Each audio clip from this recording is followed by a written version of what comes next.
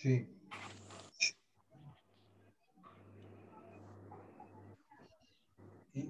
Hola. Tenés que habilitar. Hola.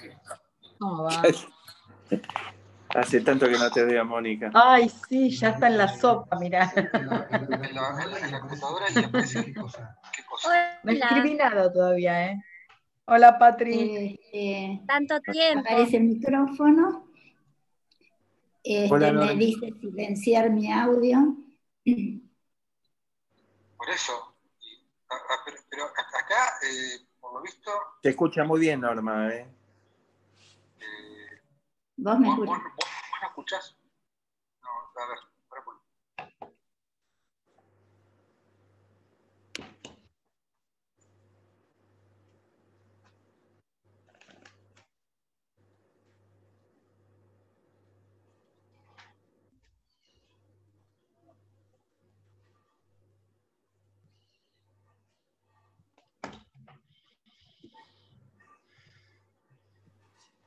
¿Ahora? Creo que es eso. Pero... ¿Me escuchás, Claudio? Yo te escucho muy bien, Norma. Al que no lo escucho es a él. ¿A Gonzalo? Qué macana. No, pero a ver, Gonzalo, háblale a Norma, a ver si te escucha. Norma, ¿escuchás lo que hablamos? Por acá, no por el ¿Cómo? teléfono.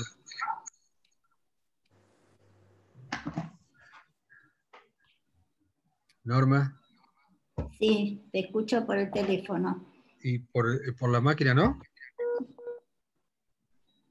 ¿Por la máquina no? Norma. Me parece que no. Hola. Hola, ¿desde acá nos escuchás? Me ve que no. No sé cómo resolverlo.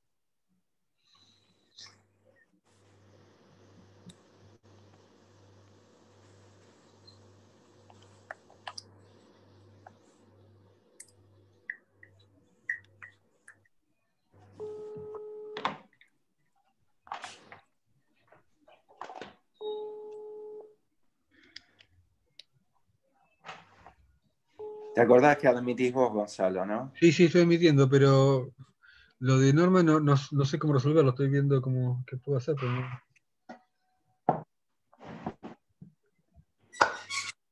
Que es un problema, ¿no?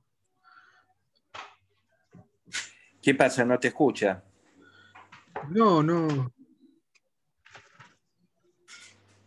Vamos a poner esto en pausa.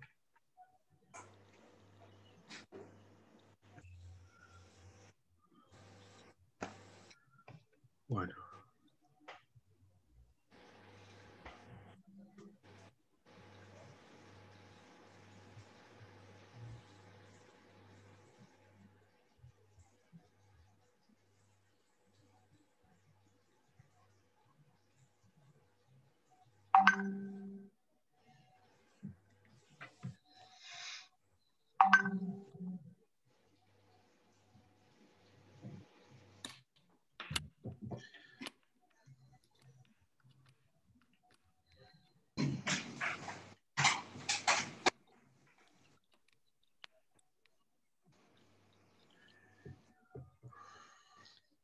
Hola, Daniel, ¿cómo estás?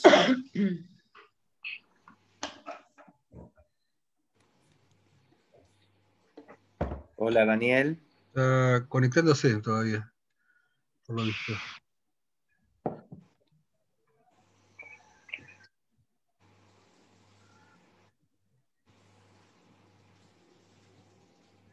Ahí está. Hola, Daniel.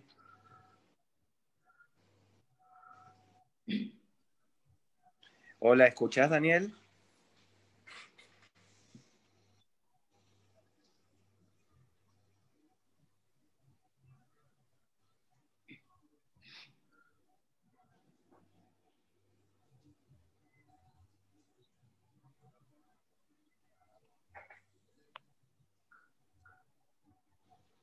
Ahora sí. Hola, Daniel.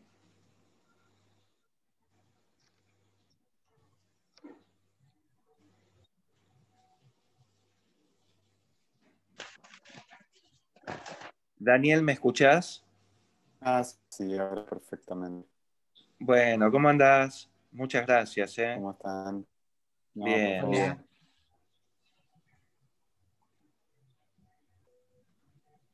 Bueno, en 5 minutos empezamos, si les parece. Dale. Empieza hablando Norma, yo la voy a presentar a Norma y luego Gonzalo te presenta a vos. Perfecto. Vos podías hasta -10, ¿no? Sí, a 6 menos 10, 6 menos 4, sí. Fantástico. No, tenés dos equipos conectados al Zoom porque hay algo haciendo eco, ¿eh? No, Cada vez que no, hablas. no. Solamente si no es que saque los auriculares, lo hacemos. ¿Ustedes me están escuchando con eco? Entrecortado, a veces con eco. Sí. Un asordinamiento, digamos, una cosa, un ruido medio raro.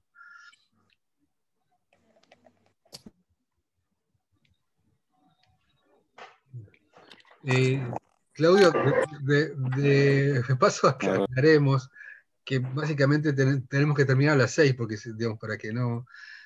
Claro. no sé si hoy también necesitas que termine a las 6. Sí, es así, es así. Digo, porque si no, a veces puede quedar como medio grosero que interrumpimos a alguien, pero bueno. Vos sos siempre grosero. Sí, eso estaba por decir también.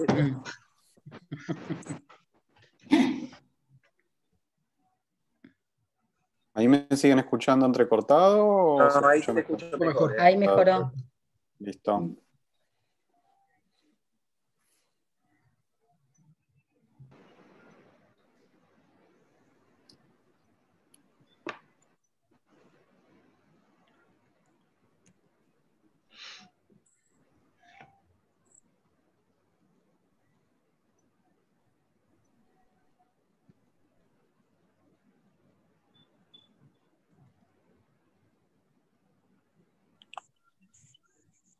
Norma, ¿estás ahí? Sí, acá estoy. Bueno, en 1 o 2 minutos empezamos.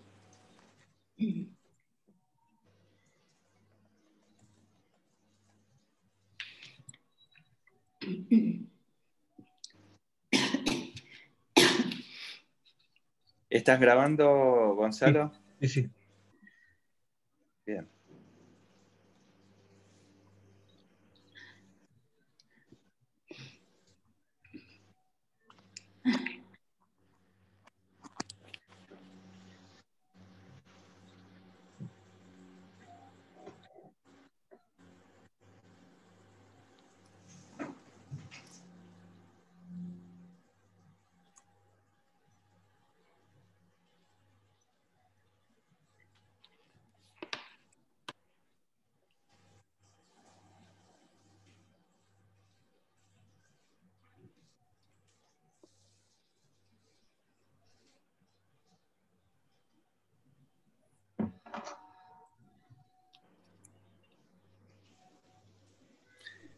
Bueno, ¿qué les parece? ¿Vamos comenzando? Dale. Dale. Hola, buenas tardes. Estamos en la anteúltima charla sobre este curso que han preparado, lo han hecho las cátedras de Salud y Derechos Humanos de la Facultad de Medicina y Cultura para la Paz y Derechos Humanos de la Facultad de Ciencias Sociales de la Universidad de Buenos Aires. Este curso, denominado Derechos Humanos y Bioética en tiempos de pandemia, la idea nuestra es de ver, ahondar los conflictos éticos que se dan en estos tiempos, conflictos éticos que han cambiado determinado tipo de paradigmas y evaluarlos desde distintos aspectos que consideramos que no han sido evaluados o no han sido desarrollados por distintas especialidades.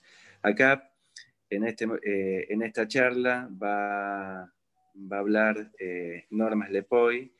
Norma, la doctora Slepoy, es miembro titular de la Asociación Psicoanalítica de Buenos Aires, profesora en la especialidad en psicoanálisis de dicha asociación. es miembro y fundadora de la Cátedra Libre de Salud y Derechos Humanos de la Facultad de Medicina. Está a cargo del área de salud mental, es ex consejera por la cátedra en el Consejo Consultivo Honorario de Salud Mental creado por la Ley Nacional de Salud Mental. Y luego va a estar Daniel Feierstein, que lo va a presentar el doctor Moyano, uno de los profesores de nuestra cátedra. El tema de hoy es hablar sobre salud mental en tiempos de pandemia. Bienvenidos, tenés la palabra, Norma. Bueno, buenas tardes a todos y a todas. Más precisamente dentro de la salud mental, yo voy a desarrollar un poco el tema de la subjetividad en la estructura de clases de la sociedad capitalista. Voy a tratar Norma, discúlpame, sí. no se te ve la imagen, ¿eh? No sé si tenés apagado el video. ¿Ahora? Ahora sí, ahora sí. Bien, ahí estás. Bueno, les decía que voy a tratar de desarrollar el tema de la subjetividad en la estructura de clases de la sociedad capitalista. Más precisamente de la incidencia de la división de clases, una división de clases que ya sabemos que es estratificada y jerárquica, que tiene una lógica y una dialéctica de superior e inferior, y cómo incide eso en la vida de los sujetos, tanto los sujetos individuales como colectivos. Yo quiero referirme en principio a la clase que dio Gianni Tognoni en el comienzo del curso. Él se refirió a dos cuestiones que nos resultaron muy reveladoras, porque apuntó sobre todo en una de ellas al contexto general. Dentro de la bioética tomó en cuenta el contexto general de la sociedad. Una primera cuestión que él abordó es el tema del virus dentro de esta pandemia, el conocimiento acerca del virus. Y nos dijo algo que en ese momento todos intuíamos, de algún modo, que en realidad no sabíamos acerca del virus. No sabemos casi nada acerca del virus, lo cual tuvo un efecto de verdad, mientras que en todos los medios, bueno, distintos expertos daban sus consideraciones de distinto tipo respecto del virus. Y la verdad es una cuestión que a la bioética y a la ética, más en general, le resulta muy importante, ¿no? No solo estamos muy consustanciados con el tema de la verdad, por la connotación política de los últimos años, de hace ya bastantes años, con el tema de la verdad, justicia y memoria, sino que al psicoanálisis, desde hace tiempo, el tema de la verdad, casi desde su creación, podríamos decir, le es inherente. Y bueno, se postula que la verdad es un alimento para la mente. Esa fue una de las cuestiones que abordó Gianni. Y la otra cuestión fue cuando se refirió a la globalización. Él dijo, la globalización funciona desde el punto de vista económico, pero no funciona desde el punto de vista sanitario, ¿no? Y entonces ahí nos comentó y nos informó acerca de cómo en los distintos organismos internacionales no se llegaba a una verdadera de organismos internacionales de salud, no se llegaba a una verdadera cooperación ni tampoco entre los gobiernos. Por supuesto, uno de los temas más significativos fue el tema de las vacunas, en donde él señaló que cada país hacía su carrera por la vacuna y se había constituido, como ya sabemos, y cada vez más, una verdadera competencia en la producción de las vacunas. Es decir, ningún tipo de cooperación internacional, ningún tipo, él decía significativamente, ningún tipo de globalización en ese sentido, ¿no?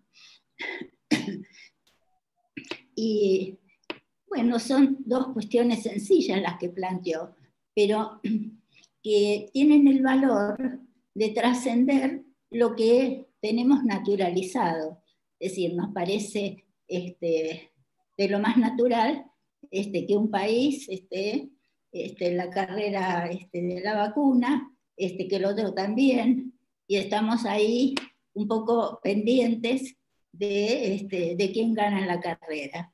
En ese sentido, estamos naturalizando esa situación de competencia internacional.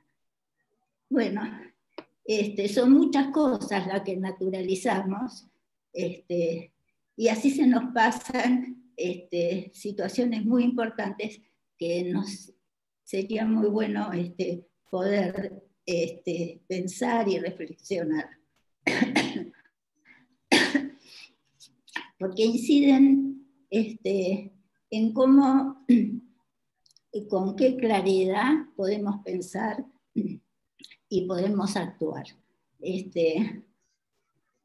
Si vamos al ámbito de la vida cotidiana, de la vida cultural, son muchas las cuestiones que están naturalizadas desde el punto de vista de la división de clases y su estratificación. Perdonen por la tos. Así, si uno piensa en la literatura, está de lo más naturalizado que yo no veo acá, pero bueno, supongo que me ven.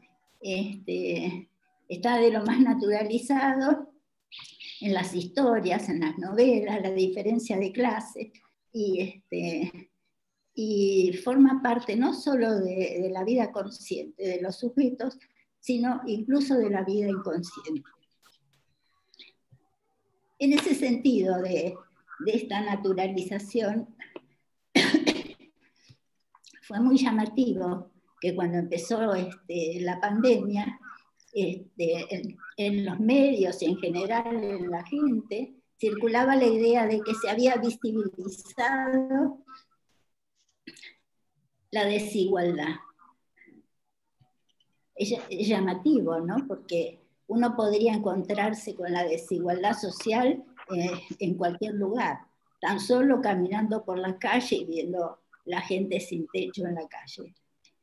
Es decir, la desigualdad era de lo más visible. Lo que ocurría es que no se la quería ver, quiero decir, en gran parte de la población. Bueno, lo que se da en esas circunstancias en donde hay algo que resulta evidente, pero no se lo quiere ver, responde a un mecanismo que es el mecanismo de desmentida o de renegación, que ustedes habrán oído nombrar, tal vez, sobre todo cuando se habla del negacionismo del virus, de la pandemia. Y es un mecanismo que describió Freud, descubrió Freud, que consiste en que un sujeto o grupos de sujetos perciben una realidad, tienen la percepción de la realidad, la representación de la realidad, pero al mismo tiempo la desmienten, la niegan, lo cual deriva en una escisión del yo, en donde hay una parte del yo que reconoce la realidad y otra que la desconoce. Un psicoanalista francés, Octave Manoni, describió este fenómeno en una sencilla frase que dice, lo sé, pero aún así. Esto quiere decir que, por ejemplo, en el duelo normal ocurre, y eso es de constatación de muchas personas, ustedes lo habrán observado, que se reconoce que la persona querida ha fallecido, pero por dos momentos se actúa o se piensa como si estuviera viva. Es decir, se sabe que murió, pero aún así se desconoce esa realidad. Bueno, es un mecanismo que se opera respecto de la realidad.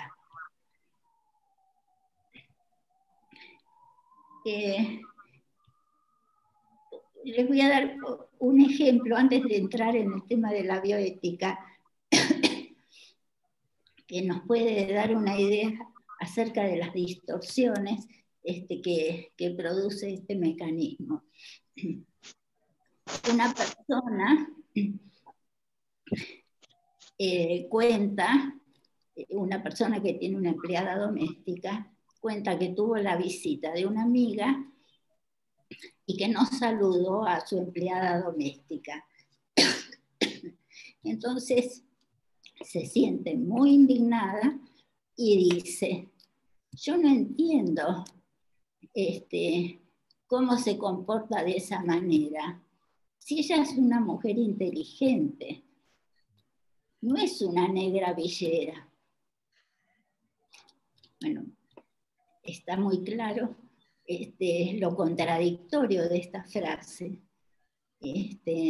Pero la persona que la dice no se da cuenta de esta contradicción flagrante, ¿no? Por un lado, considera a una persona de menor condición social que la de ella y la de su amiga, y por otro lado denigra al mismo grupo social cuando dice la referencia es la negra villera. Este tema que está tan, todos estos mecanismos y las distorsiones en el pensamiento y en la acción que promueve, yo lo observé y en el plano de la bioética, en una oportunidad, hace poco, ya empezada la pandemia, y que me gustaría compartir con ustedes.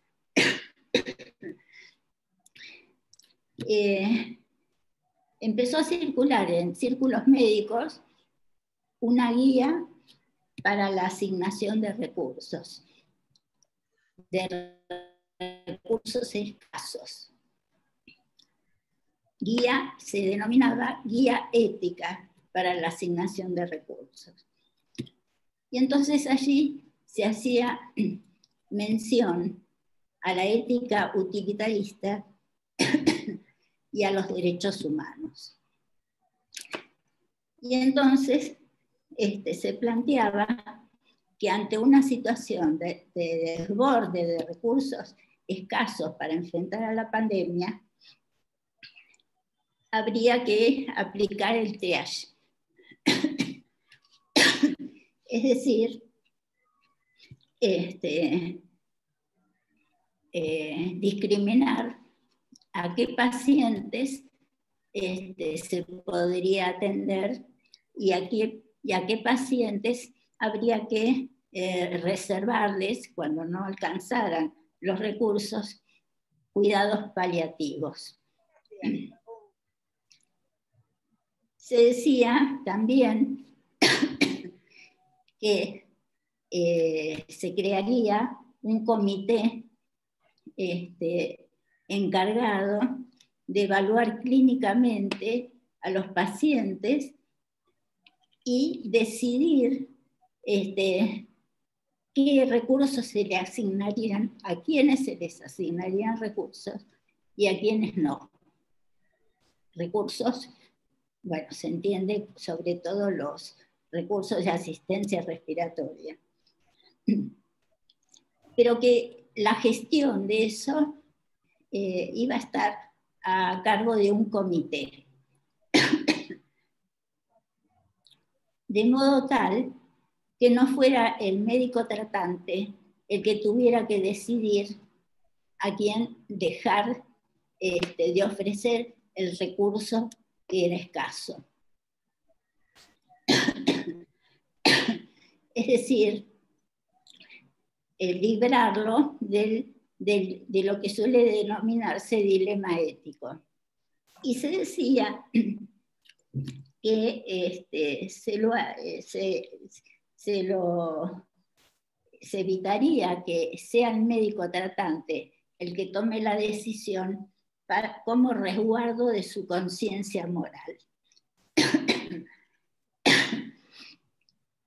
Bueno, ya en la clase que dio Claudio Capuano, él se refirió a este tema como el planteo de los falsos dilemas morales, porque en realidad el dilema no es del médico, sino que tiene que ver con otras cuestiones que en todo caso ahora podemos ir analizando. Pero ante todo, a mí me gustaría plantear, y en todo caso es tema de discusión, una de las cuestiones que planteaba esta guía, ¿no? Que se apoyaba, por un lado, en la ética utilitarista y por otro lado, en los derechos humanos. Y entonces pensar si son compatibles la ética utilitarista, que bueno, que es la ética que busca el bien o la felicidad, depende de cómo lo plantea, de la mayor cantidad de personas, versus la ética de los derechos humanos, que ya sabemos desde su artículo primero de la Declaración Universal de Derechos Humanos, que dice que todos los hombres, mejor dicho, perdón, todos los seres humanos son iguales en dignidad y derechos, libres e iguales en dignidad y derecho. Es decir, no algunos, sino todos. En ese sentido, en esa guía se incurría, a mi parecer, en una contradicción. Se decía también que los principios éticos son aspiracionales, en lo que daba la impresión que trataba de confortar a quienes estaban escribiendo esa guía, en el sentido de que no podrían atender a todo el mundo. Y entonces, bueno, atender a todo el mundo sería una aspiración. Yo creo que ahí se producen distorsiones del pensamiento, porque se llegan a decir cosas que contrarían lo que uno podría pensar como coherente, ¿no? Porque los principios son principios guías para el pensamiento y para la acción, no son principios para confortar conciencias culpables, ¿no? Como se trataba de preconizar allí en la guía acerca de aliviar al médico tratante de la conciencia culpable de dejar de atender a un paciente en las mejores condiciones. Si uno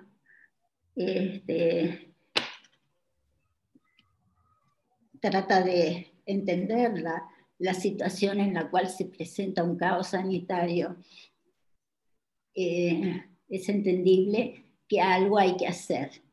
Pero si se trata de hacer una guía,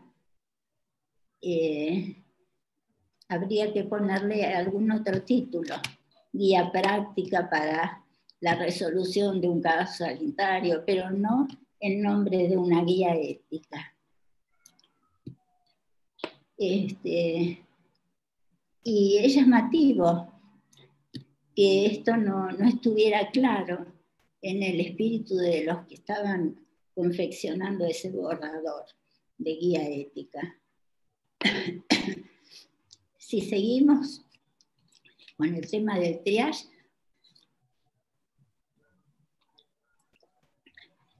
en uno de los encuentros de este curso, el doctor Cotó se refirió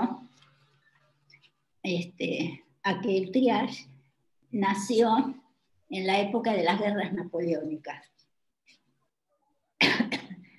donde había que atender a tantos soldados que habían llevado a la guerra, dicho sea de paso, que algunos no iban a alcanzar los médicos, los recursos para atenderlos, y entonces eso dio nacimiento a la discriminación y selección del método del triage. Uno podría decir que la atención de los pacientes y la resolución de cómo encarar la salud no es para hacer parches de guerras de conquista, ni si vamos a nuestro país y a la situación en la que comenzó la pandemia, hacer parches éticos, presuntamente éticos, a la situación de desabastecimiento en la que se encontraba nuestro país y de falta de desabastecimiento sanitario y de la falta de reconocimiento de los profesionales en sus salarios, en el reconocimiento de las distintas profesiones. Entonces, creo que ese es un tema que tiene que ver con la discriminación y que tenemos que tener mucho cuidado de cómo pensamos estas cosas para no entrar en contradicciones cuando podemos defender la igualdad de la atención y se nos escapan este tipo de consideraciones como las que les comentaba, ¿no? Vivimos en una contradicción y en una naturalización de forma crónica, ya que desde la Revolución Francesa se repiten las consignas de igualdad, fraternidad, libertad. Hay una contradicción con la sociedad de clases y la estratificación cada vez más desigual que padecemos. Bueno, esto está estudiado por distintas disciplinas, la sociología, la antropología, el análisis del discurso ha hecho estudios muy interesantes en el sentido de pesquisar, reconocer y delimitar los pensamientos y mecanismos en el uso del lenguaje que consagran discriminación, ¿no?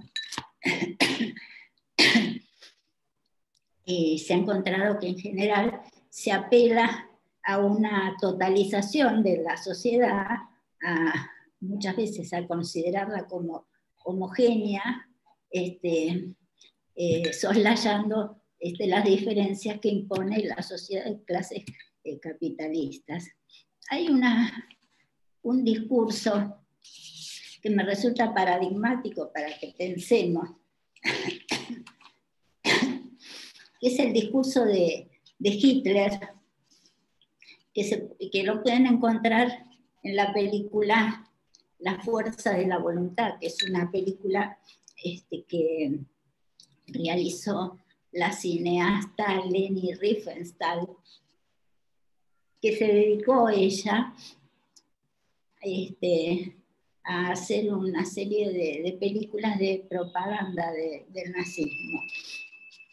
Quiero leerles la frase de un discurso, unas pequeñas frases, ¿no?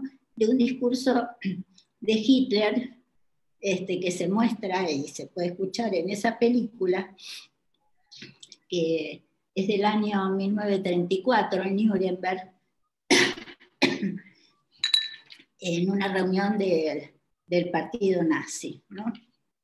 En ese congreso, Hitler les dice textualmente a las masas: quiero una nación unida, sin clases sociales ni castas, la gran nación alemana.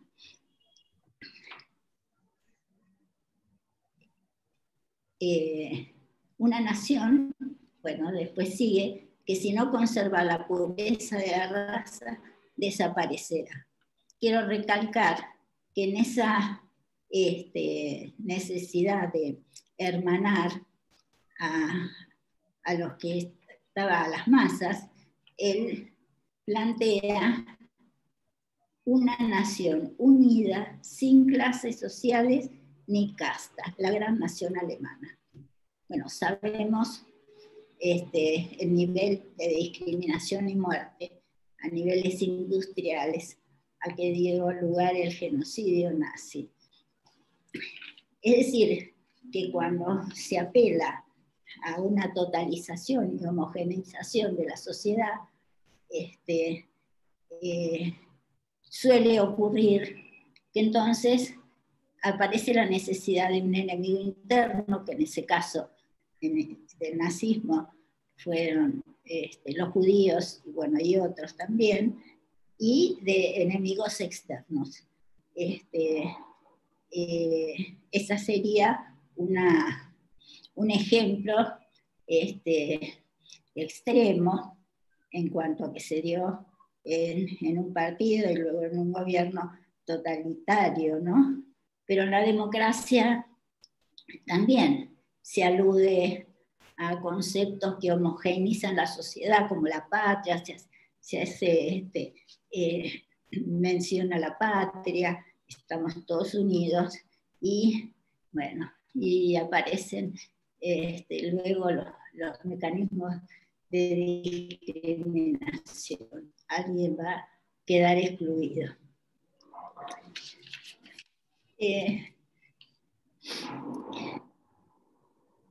Bueno, para no extenderme más del tiempo, les quiero también comentar que en el terreno de la salud mental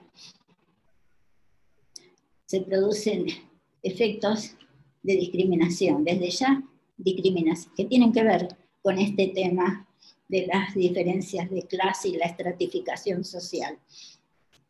Desde ya la discriminación de la locura. Y en ese sentido, el manicomio es el monumento a la discriminación. Y es uno de los ámbitos en donde se produce estratificación. Además de todos los problemas que tiene el manicomio en cuanto a cosificar a los sujetos de atención, se produce, y de la medicalización que se genera en ese ámbito, y aledaños, digamos, se genera una estructura estratificada, donde el que está en el ápice de la pirámide es el médico psiquiatra. Y todos los demás profesionales que trabajan en los psiquiátricos monovalentes, que son muchos, quedan subordinados a la autoridad máxima, que sería la del psiquiatra. Yo soy psiquiatra, por supuesto que no comulgo con esta situación, pero está bastante extendido que las otras profesiones que intervienen y muy eficazmente en el tratamiento de la salud mental, como son los trabajadores sociales, los psicólogos, terapistas ocupacionales, psicopedagogos, kinesiólogos, musicoterapeutas, bueno, un montón de profesiones quedan subordinadas a esta estratificación que se da, bueno, en el contexto de esta sociedad estratificada. Y esto deriva, y es algo que queremos que se tenga en cuenta, en ataques a la Ley Nacional de Salud Mental. La Ley de Salud Mental es una ley desmanicomializadora que hace muchos años que ya está promulgada. También la ley 448 de la Ciudad de Buenos Aires, que están inspiradas sobre todo la ley nacional textualmente en los derechos humanos.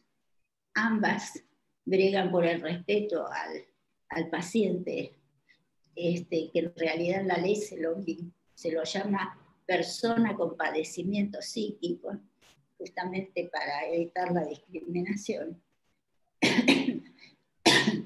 Y esta ley ha sufrido y sigue sufriendo ataques. Y se dicen mentiras con respecto a que no se puede internar a los pacientes, y distintas cuestiones, que todas están animadas por la hegemonía que pretende detentar la corporación psiquiátrica. Yo personalmente les puedo transmitir que muchas de las cosas que plantea la ley las he experimentado personalmente, ya que hace tiempo, a comienzos de los años 60 y continuando en los años 70, Mauricio Goldenberg fue el que hizo una verdadera revolución en la atención en salud mental, creando la posibilidad de la internación psiquiátrica en un hospital general. En principio lo hizo en el Policlínico de Lanús. Yo fui residente de psicopatología en ese hospital y pude comprobar cómo es posible la internación de los pacientes psiquiátricos en un hospital general. Allí estábamos en la sala de internación, en el mismo piso que la internación de pacientes de clínica médica. Los separaba una puerta que permitía el libre tránsito. Y se producía una convivencia, no solo con el resto de los pacientes del hospital, sino con los médicos del hospital, en un clima de colaboración. El servicio tenía además consultorios externos, hospital de día, un equipo de psiquiatría social que actuaba en los barrios aledaños a través de promotores de salud.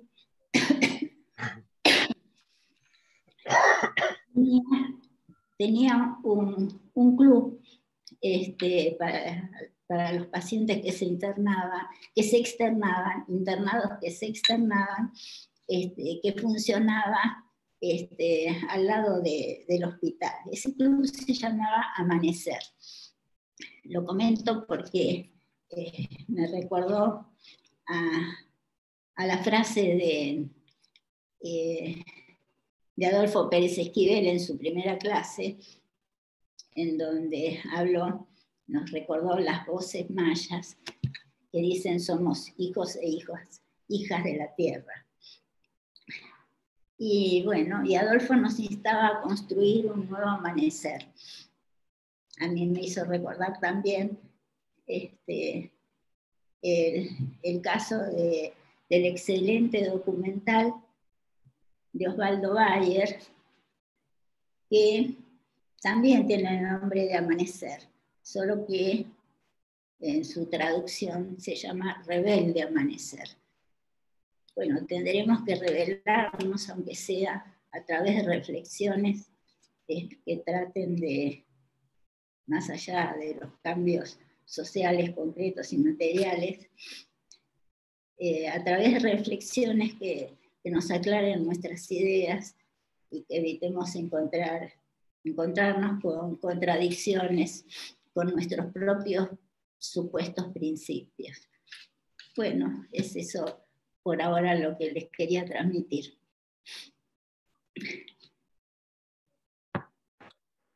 Bueno, muchas gracias, Norma. No sé qué prefieren, que hable Daniel primero y luego hacemos las preguntas. Sí, como quieran. Bien, Gonzalo, ¿presentas a Daniel?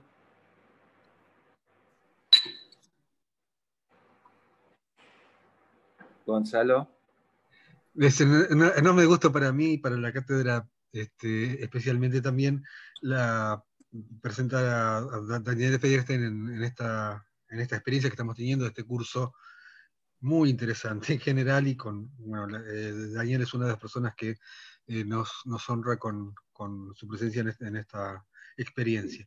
Sociólogo, doctor en Ciencias Sociales por la Universidad de Buenos Aires, se especializa en estudios de las prácticas sociales genocidas y los procesos de memoria y representaciones. Es profesor de la asignatura de Análisis de las Prácticas Sociales Genocidas de la Facultad de Ciencias Sociales de la UBA, Sociología de Procesos de Segregación y Exclusión de UNTREF, y dicta cursos de maestría y doctorados en la UNTREF, en el doctorado de Ciencias Sociales de la UBA y en especialización en Derecho Penal y doctorado en Derecho de la UBA, en forma regular, entre muchas otras universidades nacionales e instituciones internacionales. Es investigador del CONICET, director del Centro de Estudios sobre Genocidio de la UNTREF y del Observatorio de Crímenes del Estado de la Facultad de Ciencias Sociales de la UBA.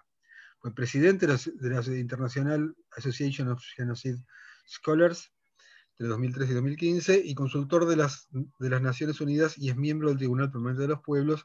Ha publicado más de una decena de libros de autor, entre los que se encuentran El genocidio como práctica social, en 2007, Memorias y representaciones, en 2012, Juicios, 2015, Introducción al estudio sobre el genocidio, en 2016, Los dos demonios recargados, reciente en el 2018, y La construcción del neofascista, en 2019, más reciente aún. Varios de sus libros y artículos han sido traducidos al inglés, francés, alemán, hebreo y coreano. Debo agregar que nuestra cátedra ha participado creo que fue el primer congreso de genocidio que se hizo en el Centro Cultural Borges, donde pusimos tres ponencias, y que fue el inicio de nuestra relación, al menos con Daniel, que nos interesa muchísimo siempre, ¿no? Bueno, gracias, Daniel. Bueno, no, gracias a ustedes y buenas tardes a todos, gracias por la invitación. Bueno, la idea mía era charlar de 2 o 3 cositas en función de los temas que me planteaban para la cátedra, que tenía que ver con pensar los modos de disputa por la subjetividad, que en realidad tiene que ver siempre con las disputas por los modos de representarse la realidad y por el sentido que uno le asigna a esas formas de representación, y pensar la especificidad de esa disputa por la subjetividad en el contexto de la pandemia, ¿no? Que es un episodio más.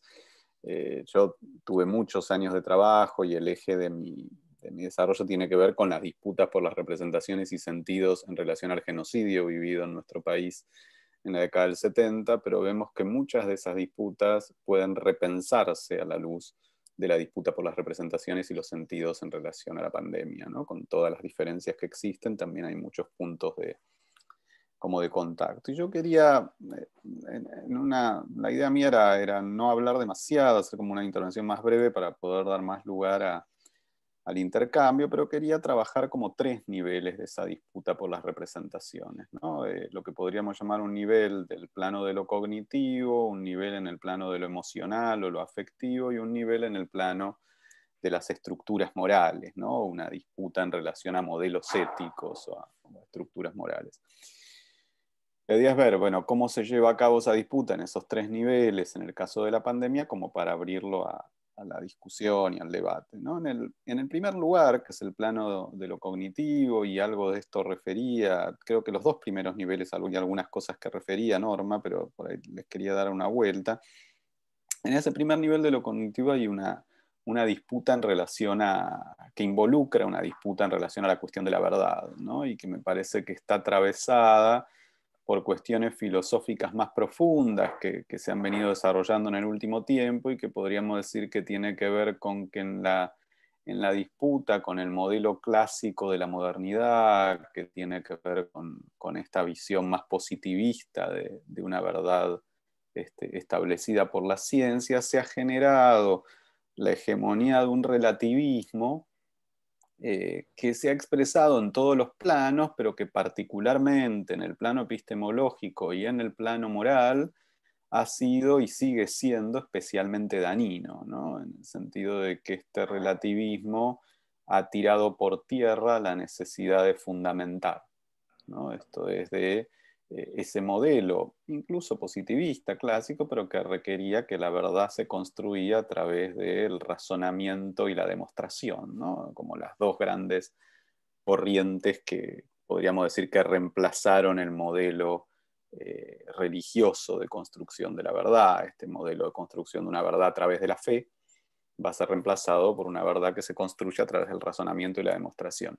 El relativismo empieza a poner en cuestión esto, entendiendo de un modo, quizás uno podría decir bastante simplista o bobo, esa frase que retoman de Nietzsche, de no existen hechos, solo interpretaciones, y plantear que cualquier interpretación tiene la misma entidad por la mera posibilidad de existir, digamos, ¿no? Y que por tanto no tendría que dar ninguna razón de su existencia. Y me parece que esta disputa por la verdad comienza a aparecer en el plano de la pandemia, negando lo obvio, podemos decir, ¿no? Esto es con teorías que plantean la inexistencia del virus, con teorías que cuestionan la letalidad del virus, con teorías que cuestionan las modalidades de contagio.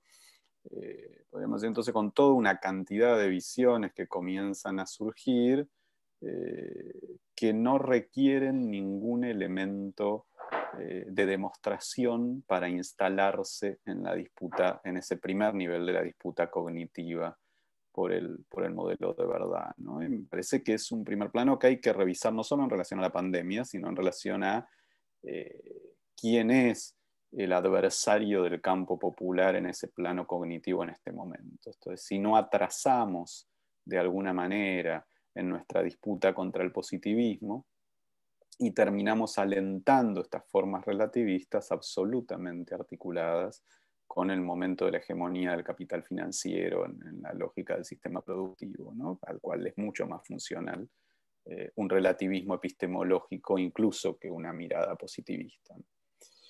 Entonces me parece que, bueno, en ese primer plano es interesante poner sobre la mesa cómo se va dando esta disputa en el plano de la disputa por la verdad. En el segundo plano, decías, el plano de la cuestión que involucra más lo emocional, lo afectivo, y que ha sido bastante, podríamos decir, minimizada en general en las disputas por el sentido, salvo justamente por el campo psicoanalítico, que ha tenido un poco más de interés, escucha, toma,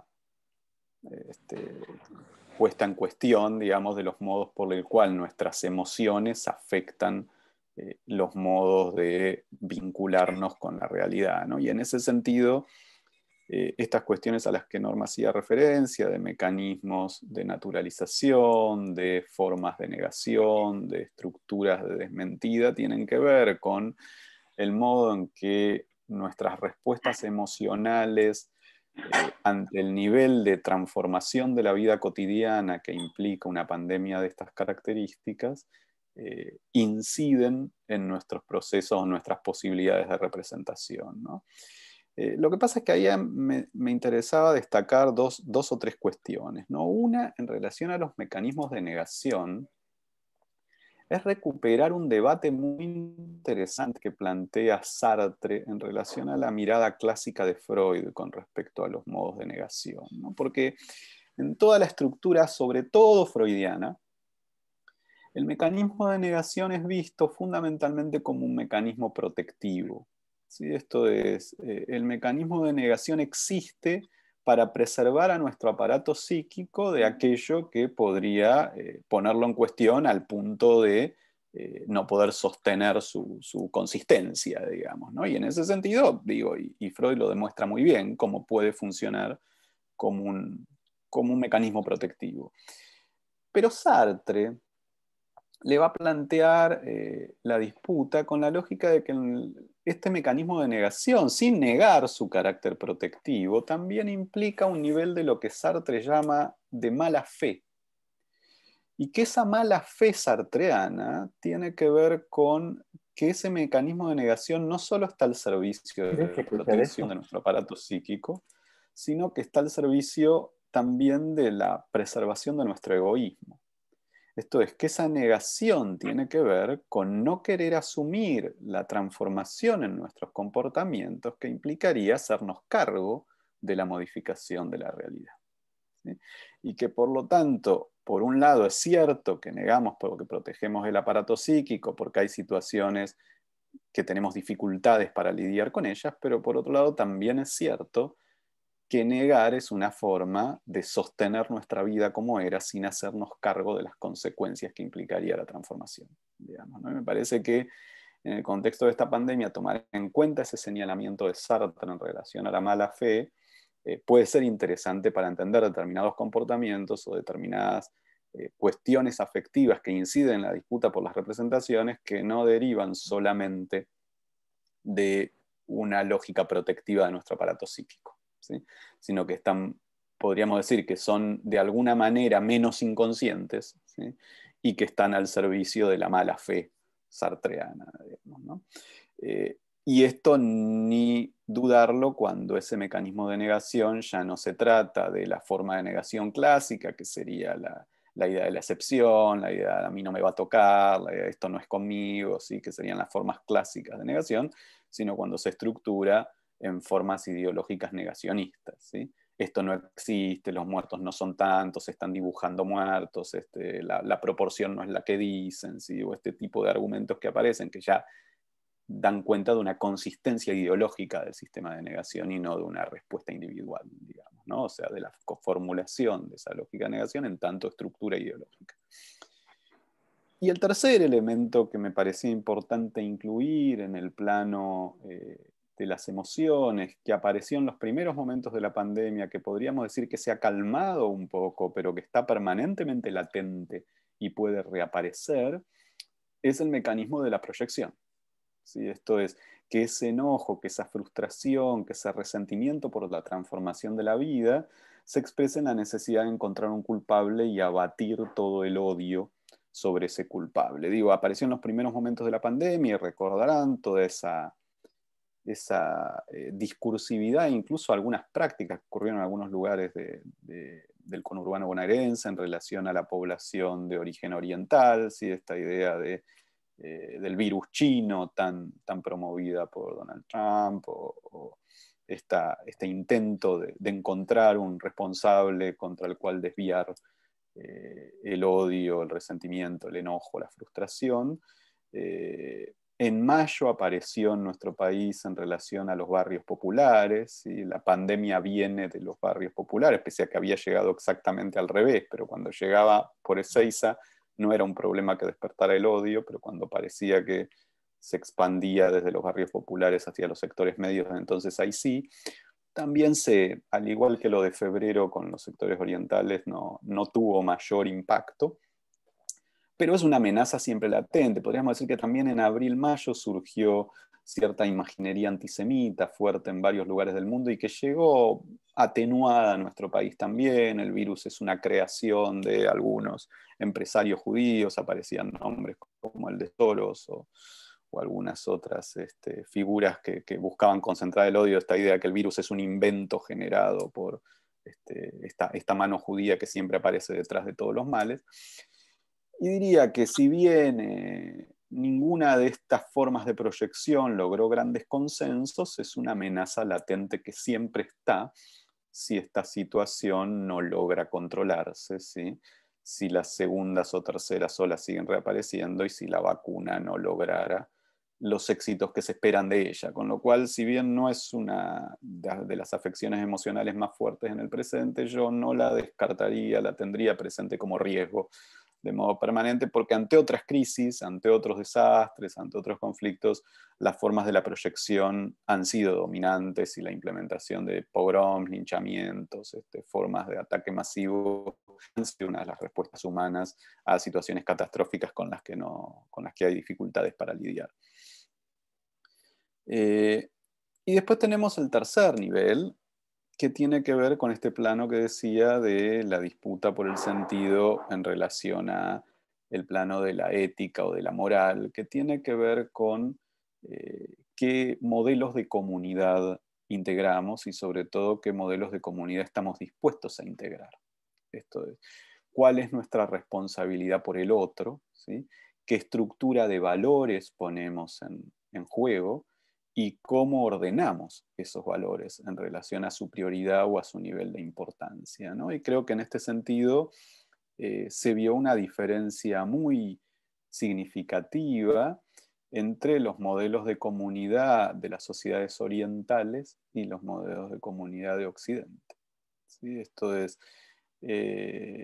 paradójicamente y más allá de sus diferencias, porque uno no podría decir que hay un régimen equivalente en China, en Vietnam, en Corea del Sur, en Tailandia, en Singapur o en Malasia, plantear situaciones muy distintas, o incluso le podríamos sumar países no orientales como Australia o Nueva Zelanda, o Noruega o Finlandia, ¿sí?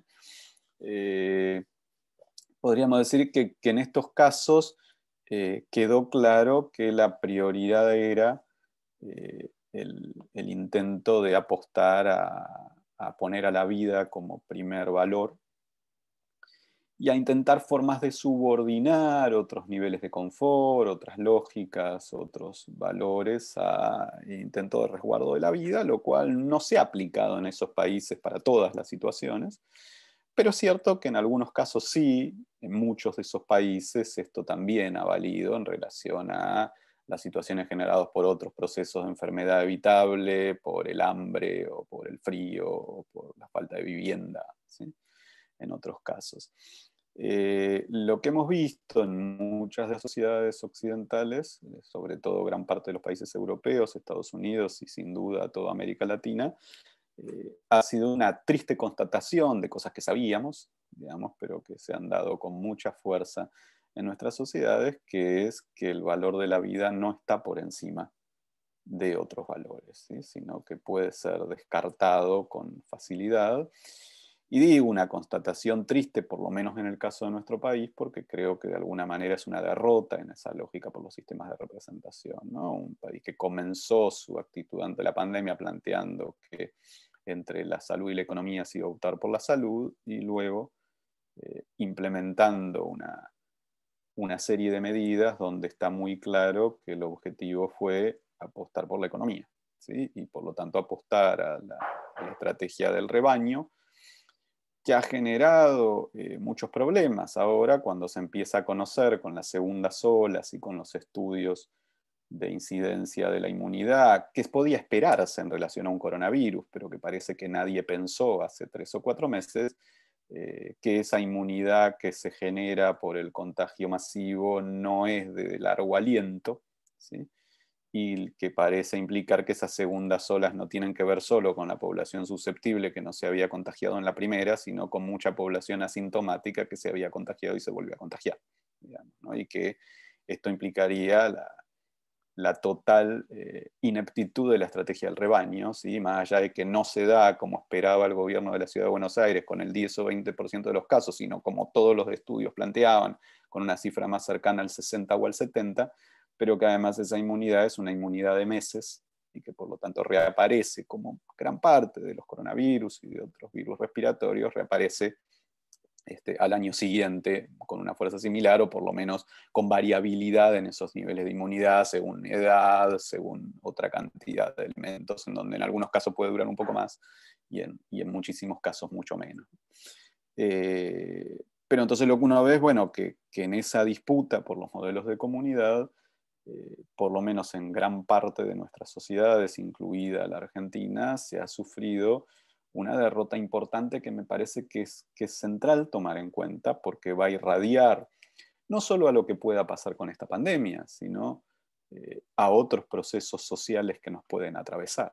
¿Sí? Esto es, una vez aceptados procesos de sensibilización como los existentes, digo, un nivel de recuperación de la vida cotidiana y naturalización en el momento en que tenemos la más alta tasa de muerte, entre 400 y 500 muertos diarios los últimos días, un promedio de arriba de 300 en el último mes, ¿sí? O 2 meses, me parece que son datos para tomar en cuenta. Por un lado, la falta de reacción social y por otro lado, la imposibilidad política de implementar algunas medidas de cuidado, ¿no? Desde las más básicas, que serían estrategias de reducción de daños, que llama la atención, la falta de campañas para enseñarnos cómo movernos en nuestra vida cotidiana en esta nueva realidad. Entonces cada uno apela a lo que puede, googleando, buscando, e irá desde medidas interesantes hasta el dióxido de cloro, pasando por contradicciones en relación a los últimos conocimientos, como una familia que se encuentra en un lugar cerrado, sin barbijos, porque comparte la comida, pero limpia obsesivamente todas las superficies, ¿sí? No entendiendo por ahí que de pronto los conocimientos que circulaban en marzo no son los que circulan en noviembre, y de pronto intentando cuidarse de modos que quizás no son los más efectivos, y esto tiene que ver, me parece, con la falta de una campaña de reducción de daños inteligente, sólida, agresiva, digamos, que pueda hacer llegar esa información a todo el mundo, hasta la falta de decisión de medidas básicas de control de los lugares de mayor contagio, la circulación básicamente de personas en lugares cerrados, mal ventilados, y que tiene que ver con la habilitación incluso del funcionamiento en el interior de bares, restaurantes, gimnasios, en lugar de pensar formas de salida económica que puedan plantear alternativas a esos rubros, que son, a partir del análisis epidemiológico, claramente los que generan el mayor número de contagios junto a las reuniones sociales, a diferencia del conjunto de la estructura productiva, que respetando determinados protocolos que no siempre se respetan, que tienen que ver justamente con la lógica de los lugares cerrados, no parecen ser el foco fundamental de contagio, ¿no? Entonces me parece que ahí, en ese tercer plano, habría que hacerse cargo de esta disputa, no solo de esta disputa por la representación, sino podríamos decir de una profunda derrota en este primer round de esa disputa, y que decía que me parece que va a generar efectos en las relaciones sociales, en las representaciones, en las formas de encarar otros procesos de crisis o de conflicto social, y que tenemos que asumir justamente para seguir dando esa disputa, ¿no? Digo, es difícil reposicionarse en una disputa si uno no hace un buen análisis de lo que ya pasó, ¿sí? Y me parece que en ese sentido lo que ya pasó, por eso digo, yo sé que es duro plantearlo en estos términos, pero creo que ha sido una profunda derrota desde un momento inicial hacia la continuidad en el tiempo y el punto al que se llegó, digamos, ¿no? Y me parece que esto implica, bueno, que fueron determinados valores los que tendieron a primar más allá de la discursividad, y que eso pasó en los distintos niveles, ¿no? O sea, pasó en el nivel de las decisiones políticas, pasó en el nivel del humor social, pasó en el nivel de la disputa por la construcción de sentido. Después podemos evaluar cómo es que pasó esto es, cómo es que se llegó de la situación de mediados de marzo a la situación que podríamos decir de mediados de mayo, por plantear un punto de quiebre, o de fines de julio. Y bueno, podemos tener muchos elementos para plantearlo. Yo creo, por plantearles uno, pero podríamos hablar mucho, creo que quizás no se tomó conciencia de la fuerza que tenía la antipolítica y la respuesta ante ese primer cacerolazo donde pedía una reducción de los sueldos políticos para acompañar el proceso de privaciones que sufría grandes porciones de nuestra población. No sé si fue acompañado o leído o interpretado con la potencia que tenía, y en ese sentido quizás estamos haciendo historia contrafáctica, pero si se hubiese pensado la contribución a las grandes fortunas acompañada de una reducción de los salarios políticos como medidas conjuntas y complementarias en un momento de fuerte apoyo a esa decisión de una primacía de la vida, de la salud, quizás hubiese permitido otro modo de lidiar con los procesos de representación, ¿no? Lo que vimos fue que un posicionamiento que creo correcto en un sentido filosófico con respecto al valor de quien hace política, pero quizás mal leído en relación a la coyuntura, generó esta situación en el AMBA, en la que llegamos en julio, que un intento de plantear una restricción fuerte y pequeña de los desplazamientos para impedir ese efecto rebaño en el AMBA no fue acatada por la población, implicó el fin de toda política en ese sentido, que fue el intento de cierre del 1 al 17 de julio, que podemos verlo también de muchas maneras, si tuvo que ver con cuestiones de comunicación, si tuvo que ver con cuestiones de implementación, si tuvo que ver con la falta de trazabilidad, y uno podría plantear una cantidad de cuestiones que son todas contrafácticas hoy, pero que lo que sí dejan claro es que en ese momento queda claro que se pierde la disputa por las representaciones y que por lo tanto Argentina va directo a la línea de muchas otras sociedades de las cuales decía diferenciarse, como Estados Unidos o Brasil, en relación a dejar que el virus avance, contagie a todos los que tenga que contagiar, y en todo caso, como mucho, tener digamos, la expectativa amuleto, digamos, o el premio consuelo de que no colapse el sistema de salud, lo cual implicaba una sobrecarga tremenda a los trabajadores de la salud, que en algunos casos se logró, como el caso del AMBA, que en otros está en duda, como en el caso de Córdoba o Santa Fe, y que en algunos casos se fracasó, como en el caso de Salta o Jujuy, ¿no? Por plantear distintas realidades de Río Negro, ¿no? del país. Pero bueno, hasta ahí un poco algunas cuestiones que quería plantear en estos tres niveles, como para abrir al debate y poder intercambiar con ustedes. Muchísimas gracias otra vez por la invitación, y bueno, a disposición en la media horita que me queda. Yo les avisé que menos cuarto por ahí me tengo que desconectar, pero tenemos un rato largo para intercambiar. Gonzalo.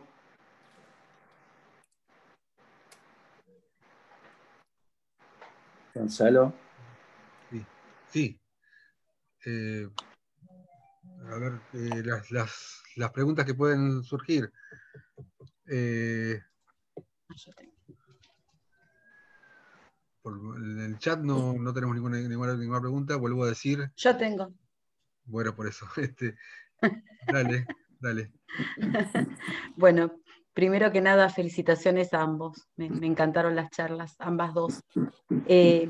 Enganchando un poquito las dos cosas, digamos, y la última charla de Daniel, a mí me da la sensación de que, como pasa con la pobreza, con las escalas de valores, con hábitos y cosas que ya son parte de nuestra sociedad, me parece que preceden a la pandemia. Creo que la caída de los argumentos, la desvalorización del otro, la priorización de la vida, las diferencias de clases, hay un montón de cosas que están mucho antes, incluso el negacionismo. O sea, en los últimos 4 años del gobierno anterior, por ejemplo, se revivió la teoría de los 2 demonios, parecía que no pasaron los juicios acá, que no pasaron 40 años de lucha, o sea, se negó la historia de madres y abuelos, se negaron cosas que parecían increíbles. ¿Ustedes se acuerdan que hasta en los colegios se llegó a difundir por parte de docentes la historia contada de otra manera? Yo creo que hay cosas que se fueron cayendo previamente. Se igualó la palabra de algún profesional con conocimiento en un tema a la opinión de un periodista. Entonces, en ese contexto, yo lo veo como difícil, pienso, más allá de cualquier postura política, cualquiera que esté a cargo, digamos, de tomar decisiones políticas en un contexto como este, como decía Daniel, es contrafáctico, digamos, pensar qué hubiera pasado si. mi sensación es un poco pesimista. Yo creo que cualquier decisión que se hubiera tomado, finalmente caeríamos en lo mismo. Como que el país tampoco tiene soporte, tiene espalda como para remarla económicamente dentro de un sistema capitalista y sostener otro tipo de conductas que nos preserven. Después está la parte comunicacional que sí tiene serias falencias, creo, en cuanto a los cuidados y esto que decía Daniel, pero me pone como triste las charlas, digo, porque pienso a futuro, si no se pudo enderezar un poquito esto, digamos, lograr otro tipo de diálogo, volver a tomar valor en los argumentos, previo a la pandemia, en momentos de crisis que todo se agudiza y todo se pone a la luz y se visibiliza lo que ya estaba y parecía que nadie lo veía, en este contexto lo veo como durísimo. O sea, pienso cómo se hace, ¿no? Creo que es la misma pregunta que tenés la chava de ayer, pero en todos los casos me quedo pensando por dónde se empieza. Gonzalo. Sí. Aceptar a Daniel porque se le cayó la conexión, me está pidiendo que lo acepte. Sí. Bueno, espero que no se haya perdido el comentario de Mónica. Sí, le tiro la pregunta, igual le resumo la idea. Te resumo la idea, Daniel, que te fuiste. Increíble que me caí un poco exactamente te cuando resumo terminé. conceptualmente, porque yo hablo muy rápido además. Todo esto que nos precedía, que se agudiza y se pone a la vista en la pandemia, yo decía que para cualquier tipo de gobierno, con cualquier posición política más o menos coherente, digamos, alguien que le importe la función, creo que es terriblemente difícil. Esto que vos decías de que es contrafáctico, ¿qué hubiera pasado si? Yo lo veo como de manera muy pesimista, creo que hubiera pasado lo mismo. Por mucho menos se rodeó la Casa de Gobierno hace poco por policías armados, digamos, este es el contexto y esta es nuestra sociedad y es cada tanto va y viene y no es que nace gente nueva, son valores que están, que de repente es como que sienten que hay rienda suelta, digamos, se pueden exponer y se manifiestan más libremente. Esta cosa está siempre, digamos.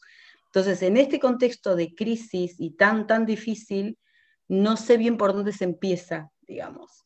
Si bajando las emociones, logrando que la parte cognitiva predomine y se pueda entablar algún tipo de diálogo y argumentación donde se vuelva a tomar, a poner en valor, digamos, la opinión de lo que es serio y lo que tiene justificación, lo que tiene una justificación científica versus lo que es una opinión periodística, cómo se vuelve a poner todo en su lugar, que no quiere decir que sea la verdad absoluta, pero algo que no puede ser todo igual, la opinión de cualquiera ante cualquier cosa y todo vale. No puede, tiene que volver a ponerse las cosas en su lugar y cuando quiero destruir una teoría tiene que ser otra vez con base lógica, con argumentos, con demostración científica. Tenemos que volver a ese rumbo y no sé cómo se retoma. Está buenísima tu pregunta, Mónica, en los 2 o 3 niveles que planteas. ¿Sí? El primero, coincido que hay cosas que son previas, que vienen de antes, que no es que es algo nuevo. Lo que pasa es que lo que viene de antes es lo bueno y lo malo. O sea, sí, somos una sociedad que naturalizó el hambre y otras enfermedades evitables o el frío o el hacinamiento, pero también somos una sociedad que logró condenar a los genocidas, qué sé yo, hemos logrado algunas cosas y hemos perdido otras, hemos dado batallas y algunas las hemos ganado y otras hemos perdido, y todo eso precede a la pandemia y lo determina. Entonces, en ese sentido, sí.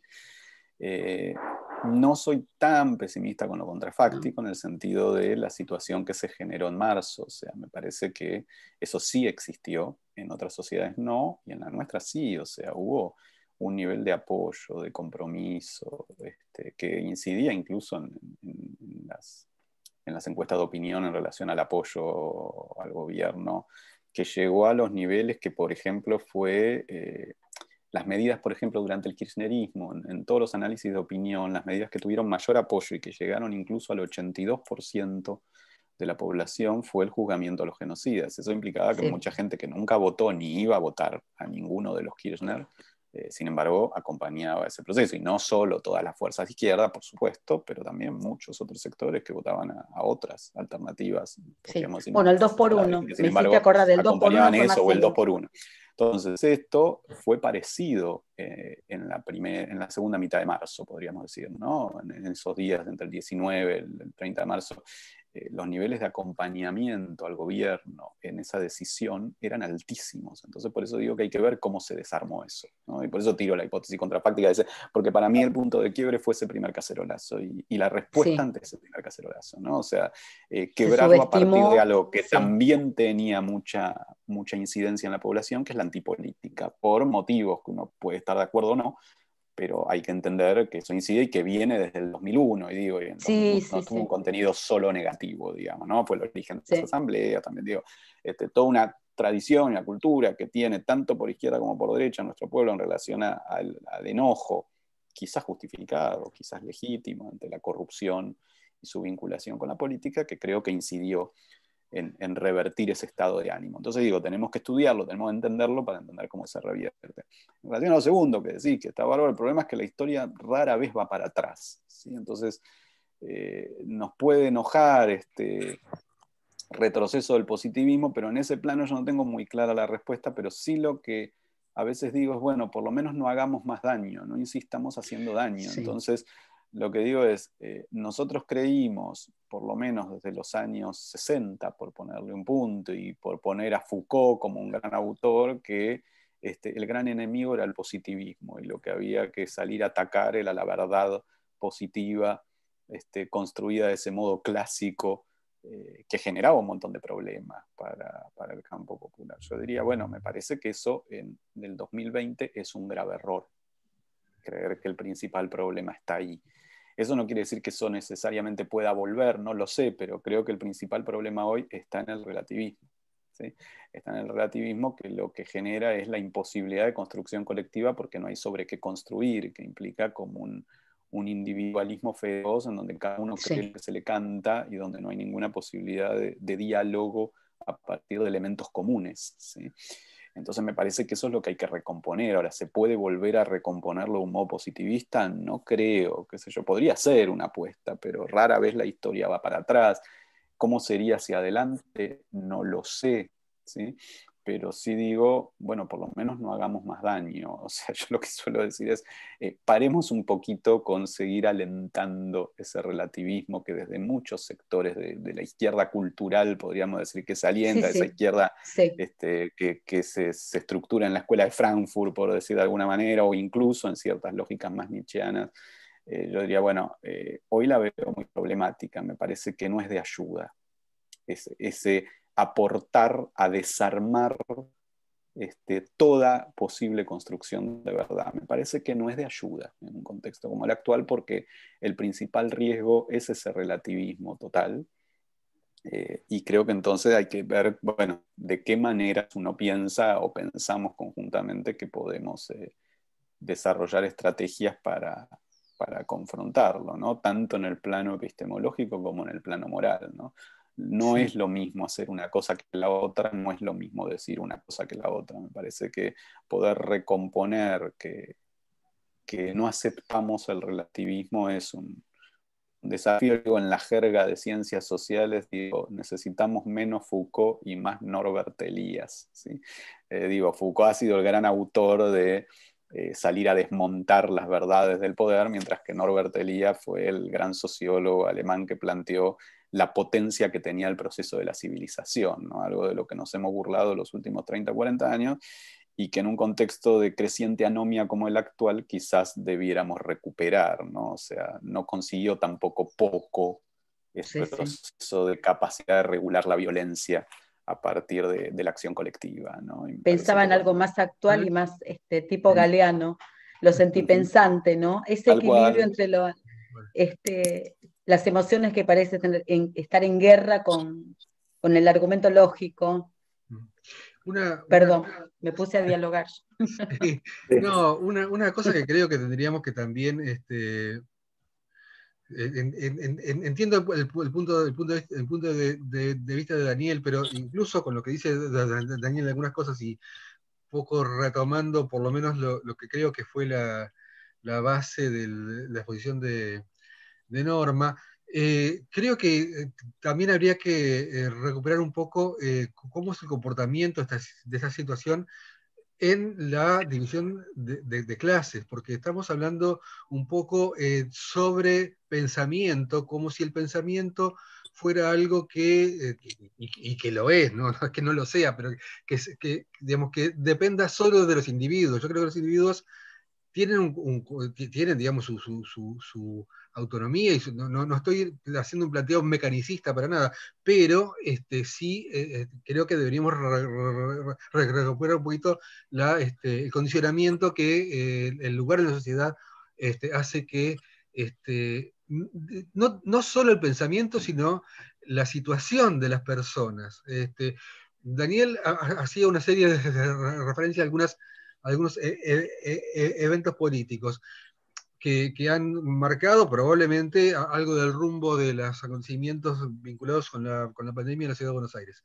Yo marcaría algunos que también han tenido que ver y que tienen que ver con lo que también fue mencionado acerca de lo que antecedió a la pandemia y cómo nos agarra la pandemia, que es el tema de la Villa 31. Es decir, allí durante más de un mes estaban los carteles: lavate las manos, quédate en tu casa, y este problema ocurrió en donde había gente sin agua y sin casa, y, digamos, y hacinada, y sin comida, porque otra de las cosas que pasa es que la gente que está en mayor vulneración es la que más probabilidades tiene de enfermarse. Entonces, gente que tiene una vida miserable, sin agua y sin casa, siguió sin agua y sin casa y con vida miserable, ¿no? Entonces, un foco allí iba a ocurrir, ¿no? Lo mismo pasa con los geriátricos, es decir, todo bien, pero digamos, había lugares donde la experiencia, si hay algo que la experiencia internacional nos mostró, es donde se enfermaba y se moría la gente. Caramba, el 70% de los muertos en Italia y en Francia, en Francia también, pero el dato que tengo es en España, en la primera etapa, fueron en geriátricos. No solamente personas viejas y con comorbilidades, sino además viviendo en condiciones, no sé si de hacinamiento en esos lugares, pero al menos de compartir su vida de un modo diferente a lo que se comparte en la vida doméstica, ¿verdad? Entonces, hay cosas que creo que hemos dejado pasar también. Sí, totalmente de acuerdo, Gonzalo. Por ahí uno enfatiza algunas cosas u otras en función de lo que quiere discutir, pero totalmente de acuerdo. Te daría 2 o 3 ejemplos en el sentido que decís, pero que se articulan con los temas que planteaba. Todo lo que planteás era previsible, ¿sí? No pasó nada que no fuera previsible, pero la ventaja inicial que tenían las pandemias, que a diferencia de lo que ocurre en general con las pandemias, venía de los sectores de alto poder adquisitivo y no de los barrios populares. Entonces, como esto era claro, en enero, febrero, con distintas organizaciones y fundamentalmente los curas villeros, nosotros empezamos a pensar, bueno, ¿qué hacer? Porque si esto llega a populares, va a ser un desastre. Pensábamos incluso que iba a ser un desastre incluso peor de lo que fue, digamos, ¿no? Pero digo, la idea todavía no estaba claro cómo afectaba la letalidad, qué sectores, qué pasaba con las comorbilidades. Entonces lo que se diseñó, charlando con muchas organizaciones, con los curas, con comedores populares, la que se le llevó al presidente y la aceptó, que surgió de estos grupos de trabajo que teníamos con los curas de las cuarentenas comunitarias. Ahora, esas cuarentenas comunitarias era una solución absolutamente de emergencia y por un plazo que yo les había estimado cuando lo charlamos de 30 días. ¿Sí? O sea, yo dije, esto va a sostener 30 días. ¿Qué quería decir esa cuarentena comunitaria? Es absurdo pedirle a la gente que se quede dentro de una casa si no tiene casa, pero como ahí no hay virus, si lo que se logra es que ahí no entre el virus, bueno, eso puede permitir darnos aire para desarrollar una estrategia.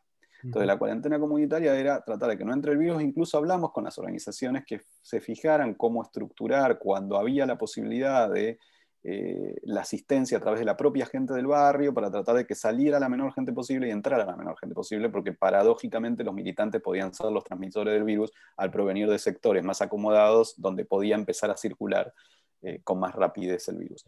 Y esto no solo que funcionó, sino que funcionó más de lo que esperábamos. Yo había dicho 30 días y en realidad durante 60 días, salvo el caso, el primero, que fue el de la Villa 31, que es el que tiene más relación con el casco urbano, estos funcionó. Pero lo que pasa es que después había que pensar una segunda etapa que veníamos charlando, que era, bueno, eso iba a funcionar un tiempo, hasta que las interrelaciones entre barrio popular y resto de la ciudad vulneraran esa lógica porque era imposible sostenerla en el tiempo. Y eso implicaba un trabajo con las organizaciones de poder hacer un rastreo a la Argentina, que no somos Corea, digamos, ¿no? Esto de pronto en lugares como Rosario se pudo hacer, y por eso Rosario hasta agosto pudo controlar la situación, y cuando se explota en Rosario, explotan los barrios acomodados de Rosario y no los barrios populares, porque tiene una historia de su sistema de salud que permitió este sistema de trazabilidad y de trabajo comunitario justo en los lugares donde era más difícil, ¿sí? Y estalla en los lugares donde, lo charlábamos con la gente de Rosario, no había tradición de trabajo, que es que los operadores de salud o de prevención comunitaria no saben cómo trabajar con los sectores medios, y entonces la gente no le decía la verdad, no le pasaba la información, no permitía el trazado, cosa que en los barrios populares sí ocurría. Entonces en los barrios populares era fácil trazar, y en los barrios donde tendría que haber sido difícil, ¿sí? Porque hay mucha más interrelación, y en los barrios de sectores medios fue imposible trazar, donde tenía que ser más fácil porque la información no era entregada por la propia población contagiada. Entonces digo, totalmente lo que decía Gonzalo, y podríamos pensar 200 ejemplos de ese tipo. Claro que todo esto se encuentra atravesado por las lógicas de clase, ¿no? El problema es, bueno, poder entender cómo son esos atravesamientos y cómo podemos incidir en la disputa por las representaciones a través de esos atravesamientos también. Sí, ahí.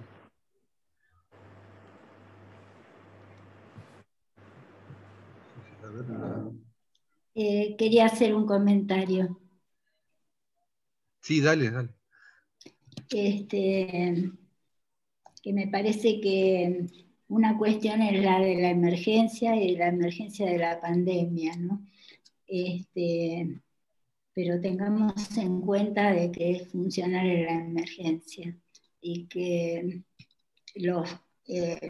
la precedencia a la pandemia de la que hablaba Mónica tiene que ver con cuestiones estructurales que tenemos que tener en cuenta que una cuestión es lo que a nivel de las ciencias sociales, a nivel de los intelectuales, me parece que por lo menos respecto de esa precedencia no hacer daño, no hacer más daño. Por eso yo mencionaba lo del triage, ¿no? No plegarnos, digamos, a esa estructuración de la sociedad, pero que los verdaderos cambios no van a venir, por lo que, bueno, que en un tiempo se hablaba de la superestructura.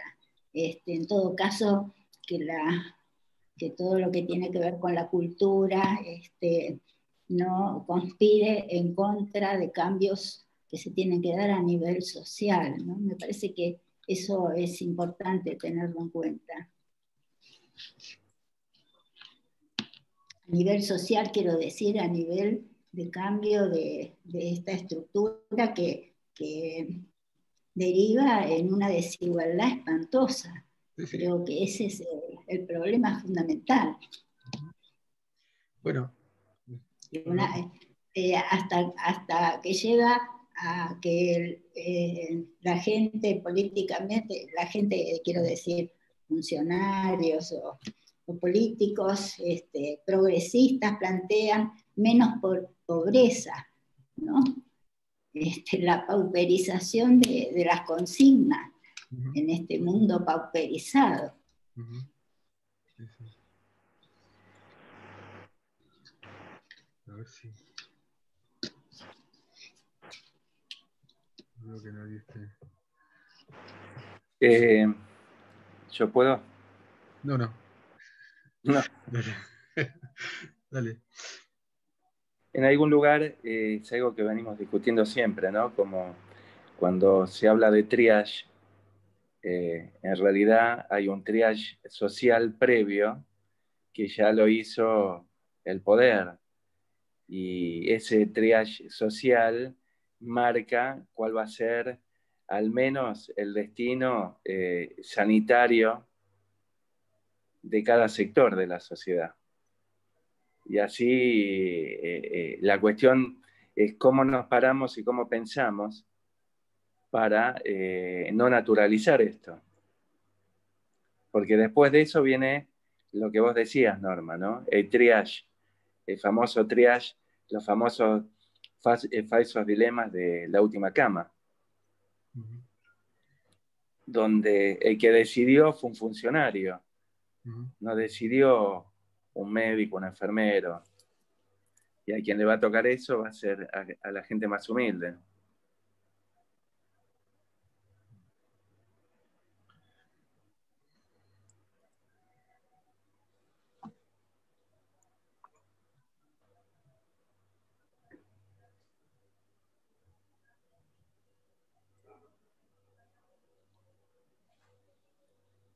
¿Se escuchó, Gonzalo? Sí, sí. Sí, sí, perfecto. Sí, se escuchó, se escuchó. El impuesto a las grandes fortunas es un camino lógico, coherente, no debería ni siquiera identificarse con posturas políticas, es de cordura, es de lógica pura.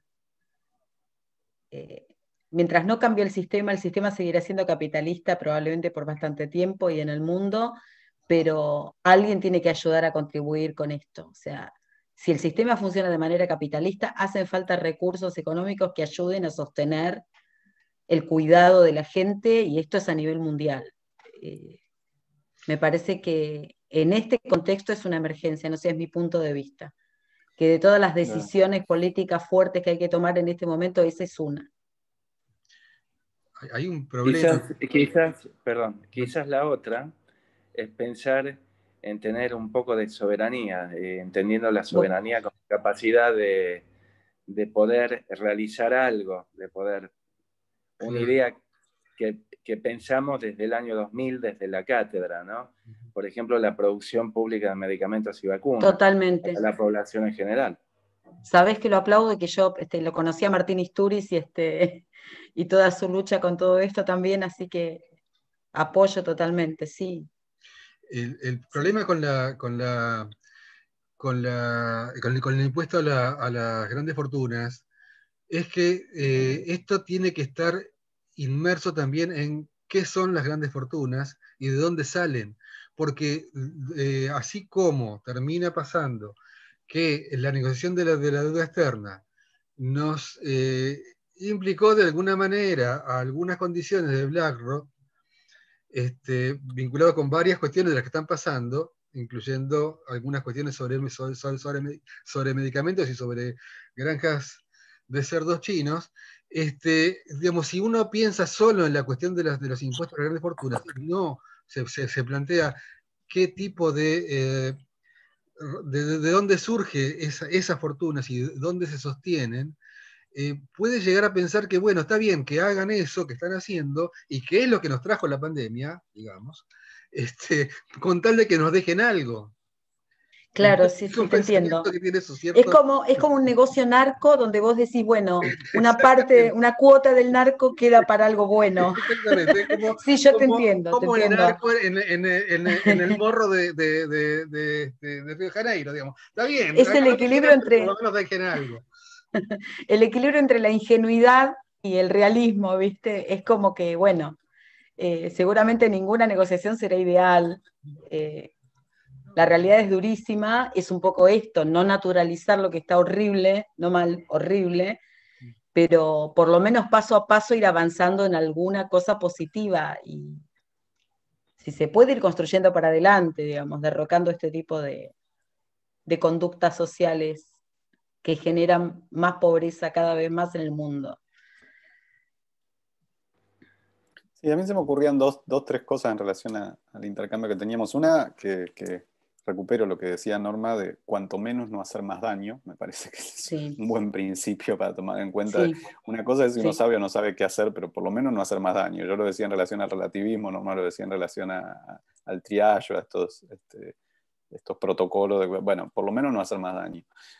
Segundo, poner en cuestión una segunda cosa que plantean, que yo ahí creo que es más complejo, ¿sí? Que es pensar, vos Norma decías, bueno, no va a venir de la superestructura. Yo creo que no hay que pensar esas lógicas de modo dogmático. Las disputas por las representaciones se dan en la superestructura y sin embargo es la disputa que define cualquier posibilidad de transformación de la estructura. Esto es, la relación entre estructura y superestructura es mucho más compleja a nivel de las lógicas de determinación. Entonces por eso decía que para mí es un eje fundamental la disputa por las representaciones, porque es la condición de posibilidad de cualquier transformación, digamos, ¿no? Me parece que eso es sumamente relevante, ¿no? Y interesante en relación a lo que decía Claudio del triage o de otras formas de pensar el triage, que lo que es sorprendente es esto, que hubo una apuesta que te lleva al triage, pero que no era la única apuesta posible. O sea, cuando vos apostás a aplanar la curva en lugar de aplastarla, cuando apostás a que efectivamente el contagio se disemine y que toda la apuesta es tratar de que no te colapse el sistema, estás en el borde del triage.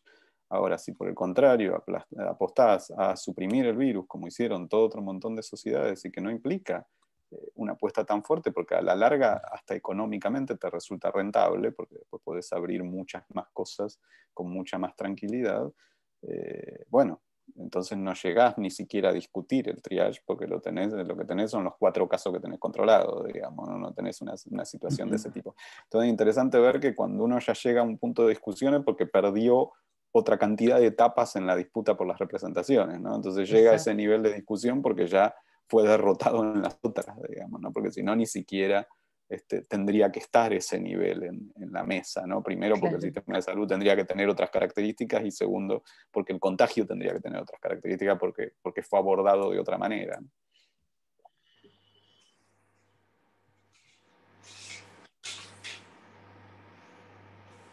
Sí, tenés razón, Daniel. Yo me refería a lo que en otro momento se llamó superestructura, ¿no? Me quería referir a lo cultural, a lo que el dominio de las ciencias sociales, de la intelectualidad, que evidentemente se produce una interacción entre ese nivel y el nivel socioeconómico, estructural, pero me parece que hay como un límite, ¿no? En donde, en todo caso, dentro de esa disputa tiene que estar en juego el plantear que esta situación es una situación que tiene determinaciones que se interrelacionan con las culturales, pero que exigen una atención especial, digamos. Bueno, creo que Daniel se tiene que ir. Sí, les decía que me quería despedir porque me tengo que ir a dar clases ahora en 5 minutos. Así que bueno, pero nuevamente agradecerles muchísimo por la invitación y bueno, quedamos en contacto para seguirla. Muchas gracias, Norma, muy interesante tu presentación también, y gracias a la cátedra. Así que bueno, quedamos al habla. Chao, Daniel. Gusto enorme. Muchas gracias, Daniel. Gracias. Muy generoso. Gracias.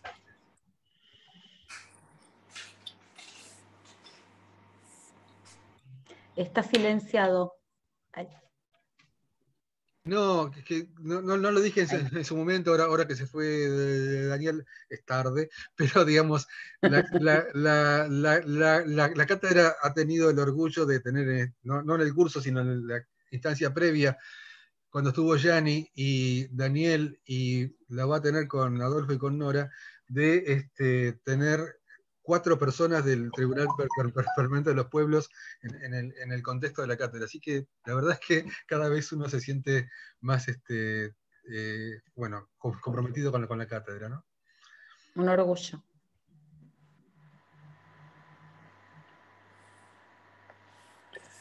Bueno, si te parece, si no hay más preguntas, Norma, Gonzalo, vamos dando por terminado Sí, dale. esta charla. Yo diría que sí, está más o menos. Ahí. Yo quería decir algo, que este miércoles va a ser la última charla de este curso. Va a estar Adolfo Pérez Esquivel y Nora Cortiñas. Creo que ya con sus nombres basta y no debo presentarlos más. Van a hablar sobre la pospandemia, qué nos espera y cómo pensarla, ni más ni menos. Sí. Les agradezco a todos. Norma, a vos te agradezco muchísimo y Bueno, seguimos en contacto, ¿no? Bueno. Nos vemos. Está sin micrófono. Gracias. Gracias a ustedes y a todos. Un gusto, ¿eh? Igualmente.